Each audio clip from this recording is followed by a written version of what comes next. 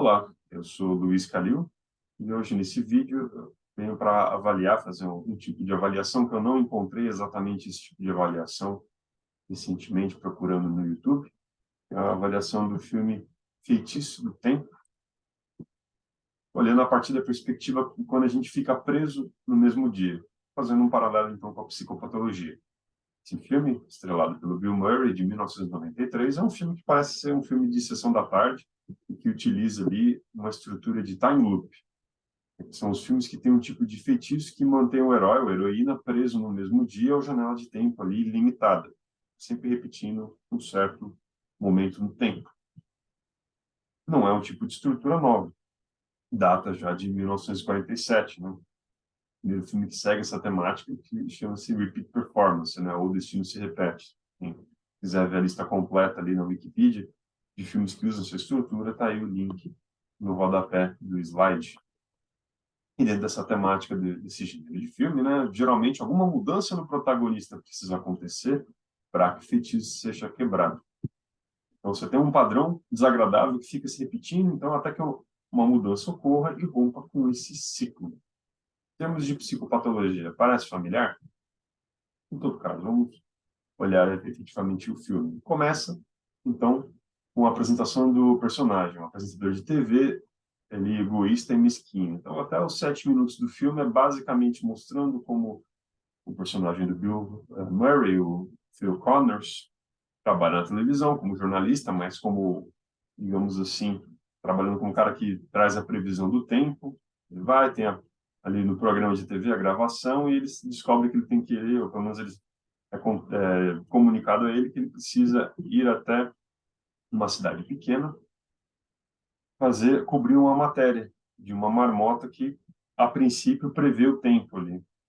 Prevê ali se o inverno vai acabar ali tranquilamente ou se vai ser ainda muito rigoroso ali, com muita neve, até o início da primavera, efetivamente. Então, ele descobre que ele tem que ir para lá, ele fica aborrecido e espera voltar ali o mais cedo possível para a vida dele.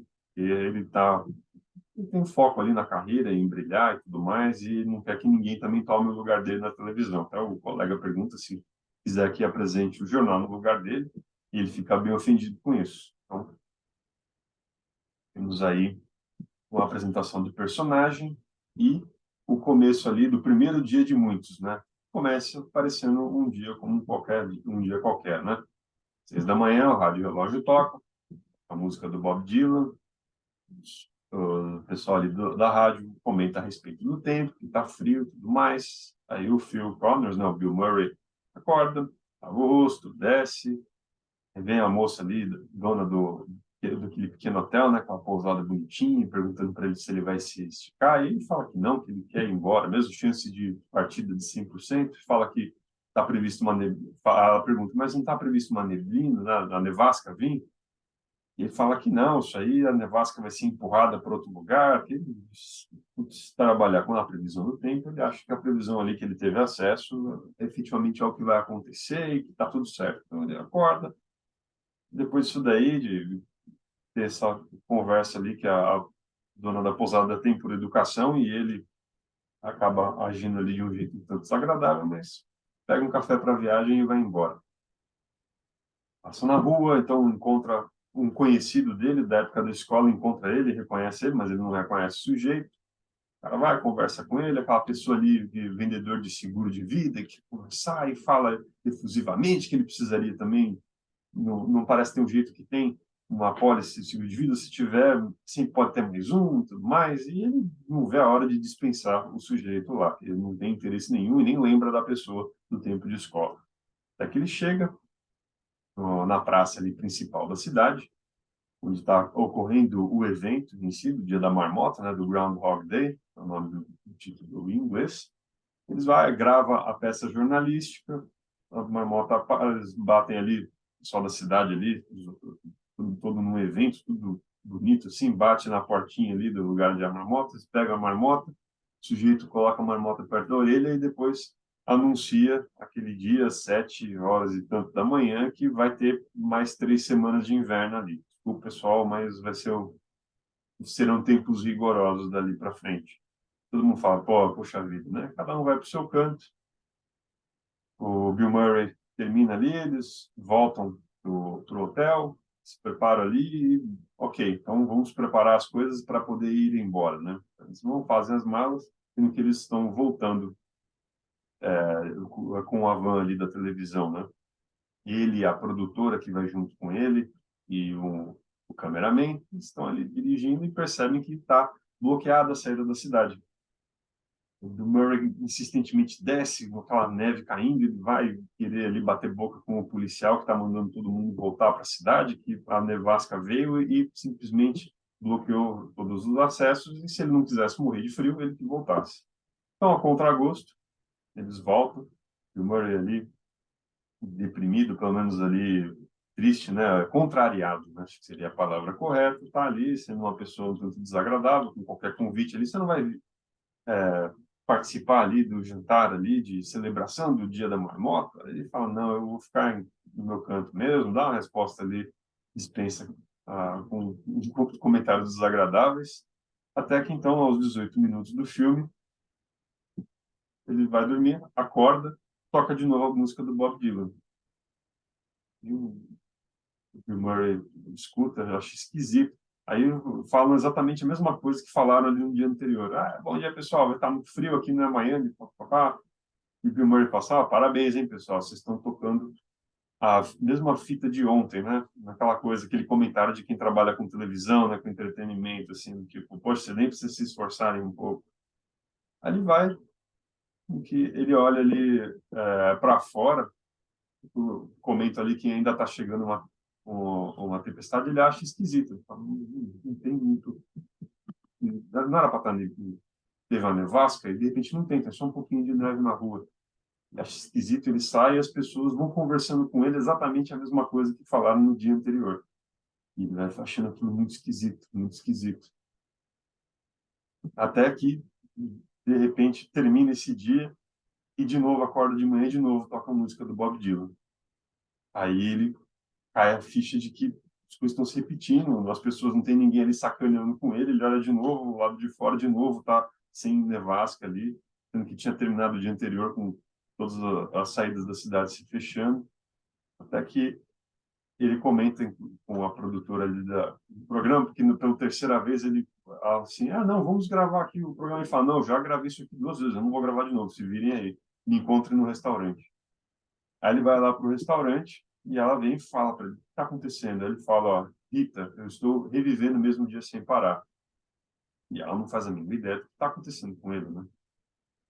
Fala, meu, você precisa ir no médico, né? E ele vai até um médico tirar a chapa, verificar se tem organicamente alguma coisa errada. E o médico fala que não tem nada errado. Se ele quisesse fazer uma verificação um pouco maior, ele teria que ir para Pittsburgh, que é exatamente a cidade de onde ele veio. E ele falou, não tenho como ir para Pittsburgh. Não, você não pode marcar aí? Não, tem que ser hoje resolvido. Então o que você precisa? Não, de repente você precisa de um psiquiatra. Aí ele vai num psiquiatra ali, num analista, tenta analisá-lo, mas é uma cidade pequena, o cara não tem ali especialidade nisso e só deixa o Bill Murray frustrado, né? Que ele está preso numa questão e ninguém consegue entender o que ele está passando. E até que no fim do dia, ele está ali, esse terceiro dia, no lugar ali de boliche, tomando um café, tem outras 2 pessoas ali tomando cerveja, e ele fala assim, poxa, eu já fui para as Ilhas Virgens. Lá eu conheci uma mulher maravilhosa e linda, nós comemos lagosta, tomamos pinha-coladas e fizemos amor selvagemente na praia. Por que esse dia não se repete? Porque esse foi um bom dia. Ele fica naquilo ali, por que esse dia está se repetindo, né? Aí, um dos caras que estavam ali, ele fala assim, ó, me parece que você está olhando esse negócio pela perspectiva de um copo meio vazio, mas você não pode olhar isso por um copo meio cheio? Aí vem aquela pergunta dele assim depois, ó, ok, e se não houvesse amanhã? Aí esses caras falam, ó, sem amanhã não haveria consequências, não haveria ressaca, e a gente poderia fazer o que a gente quisesse. Aí o Bill Murray começa, é verdade. Então a gente passa a vida inteira assim, fazendo as coisas, né? Limpe seu quarto, antes de ir, faça um esforço, haja como um homem, seja bonzinho com a sua irmã. A essa altura ele já aprontou, atropelou a caixa de correio e a polícia já está atrás dele, né? Não misture cerveja com vinho, né? Não dirija na linha do trem. Aí falar que sabendo uma coisa, às vezes a gente precisa se arriscar. Aí tá vindo o trem, que ele ainda faz esse comentário irônico, né? E vai indo até que no último minuto, ali, no último momento, ele sai, se diverte, né? Agora ele decide, eu não vou seguir mais as regras de ninguém. Aí atropela ali a marmota gigante, que é o símbolo ali da cidade. Quando a polícia vem, ele ainda chega e ainda sacaneia ali, falando ali, né, fazendo um pedido como se fosse um drive-thru, né? O que faz com que ele, inevitavelmente, termine preso. E eis que acaba o dia, e o dia seguinte ele está de novo no quarto dele. Nesse momento, ele entra, então, num certo, numa mania, num comportamento expansivo de achar que ele pode fazer qualquer coisa, porque até um certo, aparentemente ele pode fazer acontecer, e aí ele começa a fazer, aprontar um monte de coisa, vai atrás de tentar seduzir a mulher mais bonita ali da cidade para poder se envolver ali com ela, levar ela para a cama. Ele vai fazendo de tudo ali, vai fazendo de tudo, até que aquilo ali começa depois a perder um pouco o gosto. E é possível perceber que nessa estrutura do dia se repetindo, de repente o Phil ali começa a vivenciar um certo luto, e não é exatamente nessa sequência necessária como o pessoal ali costuma falar, né? A Ross ali, a doutora Ross, costuma falar a respeito das estágios do luto, né? Da negação, da raiva, barganha, depressão, aceitação, mas de um modo geral isso meio que acontece com o Phil. Ele começa então ali em negação, né? Aquele primeiro momento, né? Existindo a ideia de que ele está vivendo o mesmo dia recorrentemente, porque não faz sentido nenhum isso. Por que isso aí estaria acontecendo com qualquer pessoa que fosse, né? Para depois começar a passar por raiva, né? Ficando incomodado com isso, até que de repente ele começar a experimentar com a situação. Ah, tá, então vou fazer isso, vou fazer aquilo, né? E começa a ir fazendo as coisas e se divertindo e tendo momentos ali de prazer, mas aí ele começa a ficar perceber a própria ali assim um cerceamento, uma certa castração em cima do que ele estava achando que ele poderia fazer qualquer coisa, esse delírio dele de grandeza, dessa teomania de achar que ele é um deus ali porque ele pode fugir da morte, ele pode fugir das consequências dele, né?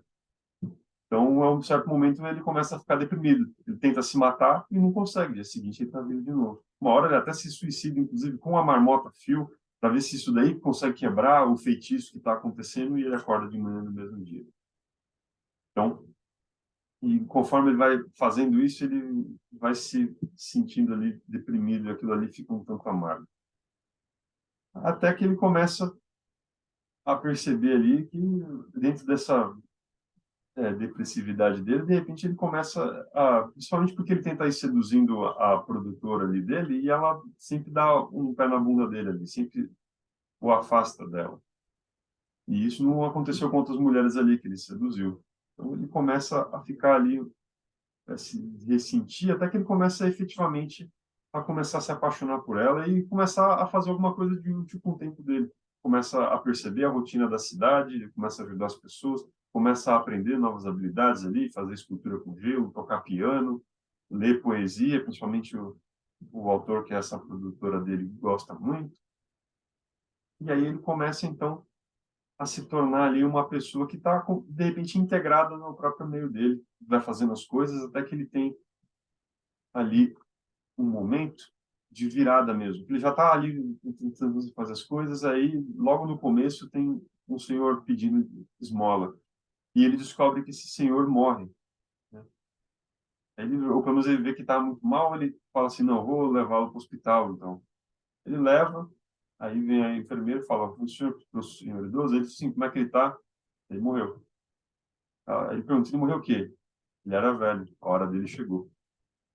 A partir daí, o Phil Connors, então, tenta todos os dias fazer algo para poder ajudar esse senhor, sempre encontrando, vendo que o senhorzinho morre no final do dia.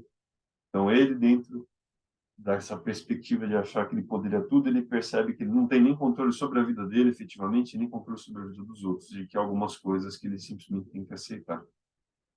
Então, é a partir desse ponto ali, a dar 1h20 de filme até 1h22, esse momento que ele tenta fazer, tenta ajudar alguém insistentemente, ele percebe que mesmo nisso, mesmo ele tendo todo o tempo do mundo, entre aspas, ele não vai conseguir, tem algumas coisas que não podem mudar. Então, a partir daí, você temos um momento, então, de quebra do feitiço, porque, de repente, o dia não se repete mais. E é exatamente nesse ponto ali que, primeiro, logo depois ali dessa cena do falecimento do senhorzinho, ele tem um dia em que ele simplesmente está abnegadamente trabalhando para os outros, ajudando os outros, né? Então, ele percebe, ele tem essa aceitação das circunstâncias e ele tenta simplesmente fazer o melhor do que ele pode, servindo o próximo, sendo útil na circunstância dele. Inclusive, ali um dos escritores do roteiro já falou numa entrevista, né, que o herói para de pensar a respeito dele mesmo e começa a servir. Então, é nesse momento em que, efetivamente, inclusive, ele passa um dia maravilhoso, a Rita vai se apaixonando por ele, mas para ela é a primeira vez que ele está simplesmente sendo um cara legal, que até então ela já conhecia o perfil dele e era um cara simplesmente desagradável, mesquinho, egoísta, e de repente ele é um cara bacana, inclusive ele nem dorme com ela nessa noite. Teve uma outra noite que se apaixona e tenta dormir com ela tal, e ela não quer. E nesse momento eles simplesmente não dormem, eles passam a noite juntos, somente conversando. E eis que, para surpresa dele, no dia seguinte, de repente, o dia não se repete mais e nós temos um final feliz ali, nesse filme. Então aí vem a pergunta, né? Como o feitiço se quebrou?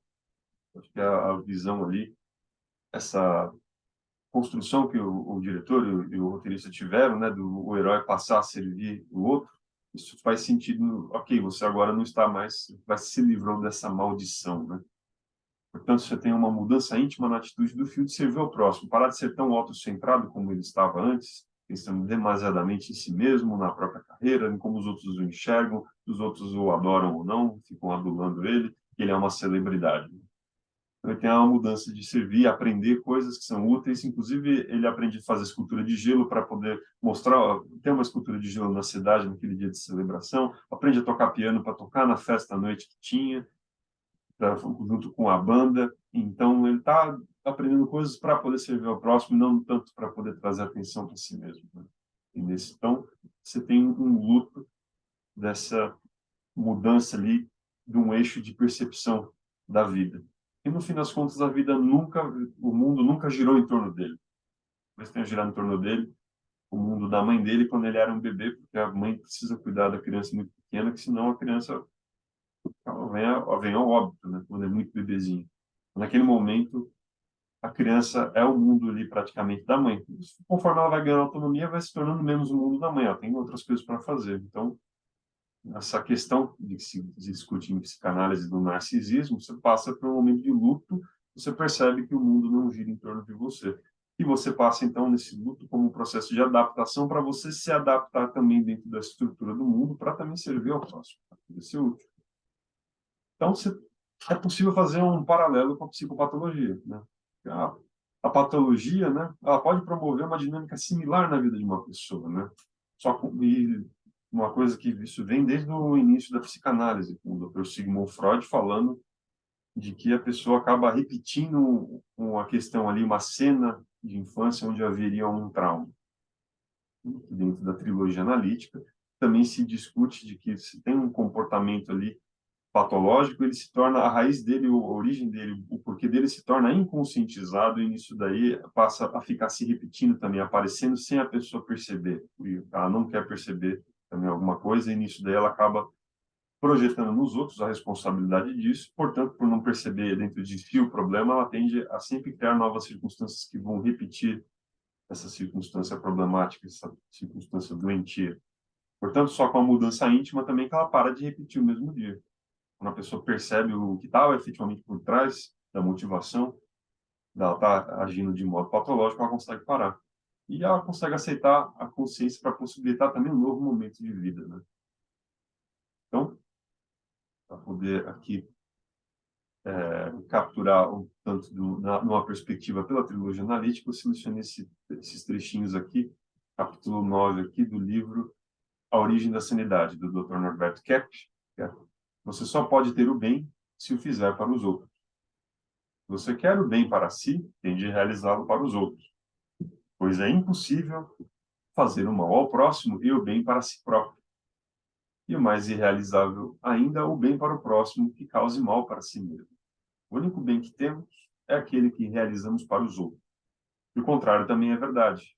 Todo o mal que sofremos também é o que efetuamos contra os outros. De maneira que, para se conhecer alguém, é só verificar o seu tipo de existência.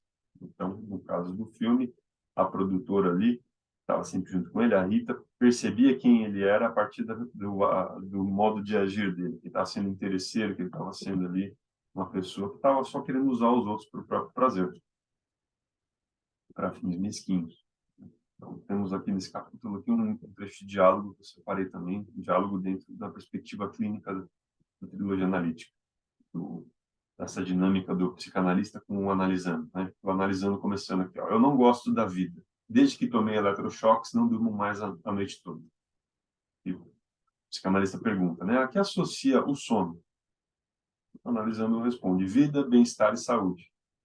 O analista faz a interpretação ali, trazendo aqui, a senhora não aceita a vida, o bem-estar e a saúde, pois a pessoa associou isso daí, sono, né? Assim, mas eu não gosto da vida e da humanidade. O psicanalista esclarece, se não fizer esse sacrifício de gostar do mundo e da humanidade, não irá deixar de corromper a si próprio. No caso ali do Phil, a partir do momento que ele passou a amar o próximo, ele conseguiu ali fazer algo que edificou ele efetivamente, como, e tornou ele um ser humano melhor. E eu me recordo em algum comentário ali que a ideia do roteirista é que o Phil Connors ficou 7 anos nesse mesmo dia. Então foi um ciclo longo até ele conseguir percebendo, vendo as consequências das ações dele, aceitando as próprias limitações e onde ele consegue ser útil, onde ele consegue ser bom, para que ele pudesse efetivamente ter essa mudança íntima. E esse capítulo ele encerra aqui com essa trechinha muito bom, né? O ser humano precisa saber que gostar da vida e realizar o bem exigem grande sacrifício. Posso dizer que aceitar o que é correto não é fácil. No caso do Phil Connors, levou 7 anos para ele conseguir aceitar o que é correto. Eu acredito que a descoberta da inversão, segunda mais importante, é a que estou realizando agora, sobre a origem e o efeito da corrupção. E não deixa também de ser uma atitude invertida. O ser humano trocou o bem pelo mal, que é a corrupção. De qualquer modo, para corromper é só deixar as coisas correrem. Para fazer o bem é exigido enorme esforço que nem todos conseguem realizar. O conceito de inversão, que o Dr. Norberto Kepp traz, é a base da psicanálise integral, que se usa ali a questão da inversão de você tomar o bem pelo mal e o mal pelo bem. Então, onde a patologia, então, estaria fundamentada nessa postura. Então, agradeço a sua atenção. Está o meu Instagram, caso queira ver mais conteúdos que nem esse, e essa daí é a capa do livro que eu mencionei, da Origem da Sanidade. Muito obrigado.